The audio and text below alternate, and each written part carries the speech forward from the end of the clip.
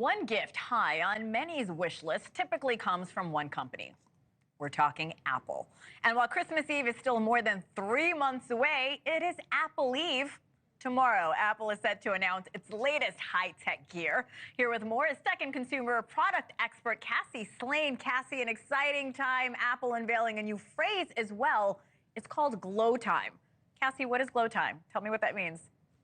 Well, Glowtime, we're hearing, is the new Siri. And when you pop Siri up on your phone is going to glow. So I believe that's going to hint to you the new AI that will be integrated into the iPhone 16, and it will have a lot of really cool features. I'm glad you mentioned AI. I want to talk to you about that in a second. We know a new phone's coming out. Any other goodies we should know about?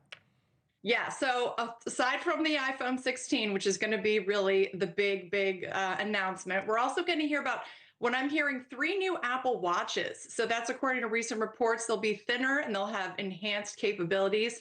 And we're also going to get 2 new versions of the AirPods as well. One of those versions is going to replace the AirPods 3, and it will also have noise canceling addition to it, which I love, especially when you're on a plane. But like you said, the integrated AI, or as they're calling it, Apple Intelligence, that will run on the latest operating system, the iOS 18, and that's also going to be rolled out in beta mode and slowly throughout the year. All right, very cool. Going back to the iPhone 16, you mentioned the AI capability. Tell me more about that. Yep. So, what Apple's trying to do is they're really trying to make that AI your personal assistant. So, what it's going to do is learn your habits. And they believe these devices are a really good way to accomplish that. It's going to have integrated chat GBT to help you write your texts and your emails. Siri, like I said, will be more personalized. So, it'll feel less like you're memorizing commands and more like Siri understands. But what's going to be easy to use is we get all this mail, all these texts with tons of threads.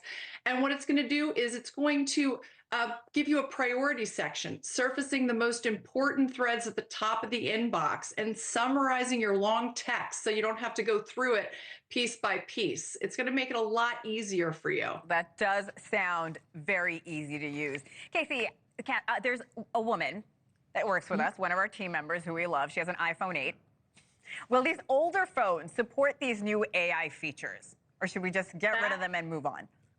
That's a great question, and a lot of people are asking that. What we're learning is that it will only run on the iPhone 15 Pro and the newer versions. So while you may get some capabilities from the iOS 18 with rollouts of new updates, you're not going to be able to use all that AI unless you have an iPhone 15 Pro or a newer version. So, Cassie, with iPhone deals likely to follow the release of the newer models, who should upgrade, who should stick with their older models, in your opinion? So, what typically happens is when Apple rolls these out, the older phones tend to go on sale, but only about $100 off. So, if you haven't upgraded in a while, you may just want to go straight for the 16. But you also want to look at what carriers have to offer. There's always deals out there to be had. So, I think if you haven't upgraded in a while, you just might as well just go for the 16. The 15 will have some deals, but I don't think they're going to be as steep as we usually expect. Look, I'm one of those people that will keep my Apple phone, my Apple Watch till the very end, but I do love my Apple Watch. So I know Google and Samsung have also entered the smart watch market. So how can Apple make the Series 10 now stand out?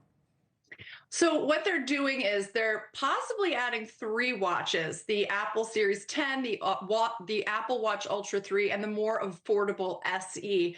So what they're going to have is thinner design as well as a little bit of a larger screen option. We're talking about 4 millimeters. So it's not going to be extremely noticeable, but you will notice it. Plus, it will have a little bit of some extra AI enhancements like maybe sleep apnea detection. And I know I have family members with this, and it's very serious. So if it can identify if you have sleep apnea or other health issues, that's going to be a real bonus for Apple to really stand out amongst some of the other smartwatches out there. All right, Cassie Slane, it's glow time, baby. Thank you so much for coming on. We appreciate it.